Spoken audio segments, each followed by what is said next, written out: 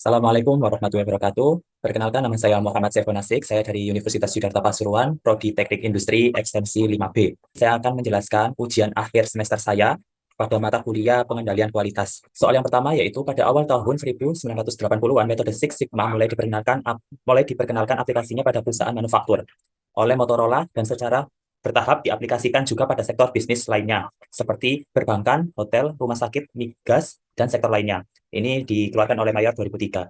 Kemudian pertanyaannya yaitu jelaskan apa yang menjadi fokus dan target Motorola dalam implementasi Six Sigma dan bagaimana hasilnya. Nah, ini untuk jawabannya, yaitu pada tahun atau pada awal tahun 1980-an, Motorola memperkenalkan Six Sigma untuk meningkatkan kualitas produk dan proses mereka. Fokus utama mereka adalah mengurangi variasi dalam proses produksi, sehingga produk yang dihasilkan lebih konsisten dan memenuhi standar kualitas yang tinggi.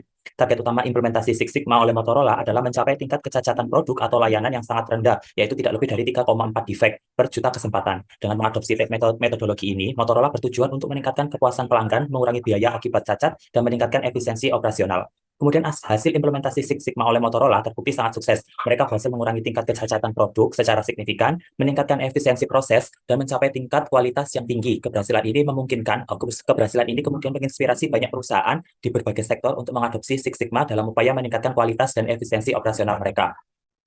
Kemudian soal yang kedua adalah dalam implementasi Six Sigma terdapat pedoman yang dijadikan acuan, yakni 5 fase dalam upaya penyelesaian proyek untuk mencapai level Six Sigma. Untuk mencapai level Sigma yang ditargetkan, sebutkan dan jelaskan 5 fase yang dimaksud. Nah, untuk jawabannya, ini ada implementasi Six Sigma.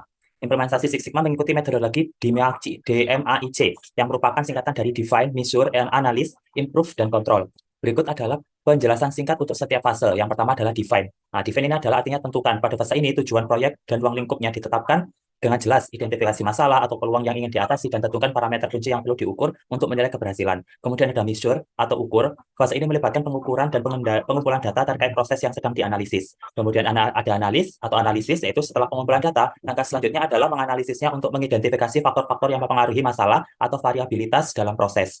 Nah, yang keempat yaitu ada improve atau perbaiki. Berdasarkan temuan dari fase analisis, lakukan perbaikan dalam proses, identifikasi solusi yang potensial, dan implementasikan perubahan yang diperlukan untuk meningkatkan kinerja proses menuju target Six Sigma. Yang terakhir yaitu ada kontrol atau kendalikan. Setelah perubahan diimplementasikan, fase kontrol bertujuan untuk memastikan bahwa perbaikan yang dicapai dapat dipertahankan dalam jangka panjang.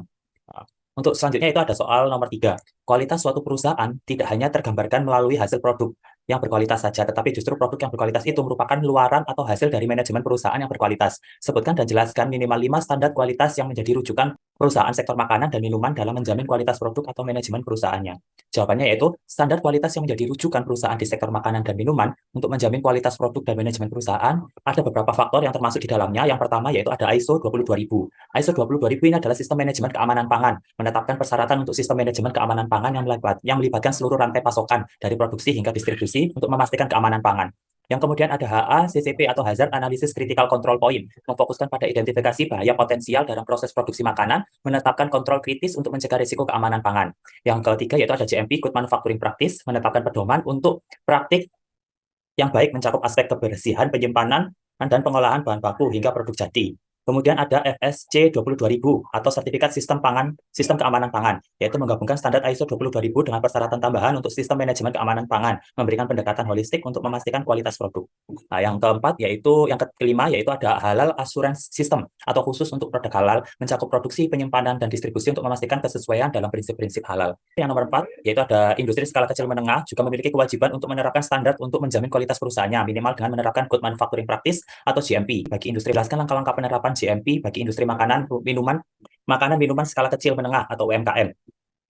Nah, ini ada jawabannya, yaitu beberapa penerapan Good Manufacturing Practice pada industri makanan minuman skala kecil menengah melibatkan beberapa langkah kunci. Yang pertama, yaitu ada pemilihan lokasi yang tepat, yaitu memastikan lokasi pabrik sesuai dengan persyaratan sanitasi dan kebersihan lingkungan. Kemudian ada desain dan tata letak yang sesuai. Yang ketiga, ada sumber daya manusia yang kompeten. Yang keempat, ada pemilihan penerimaan bahan baku. Kemudian ada pengendalian proses produksi, yaitu memastikan proses produksi sesuai dengan standar GMP, termasuk pengendalian suhu, waktu, dan parameter produksi.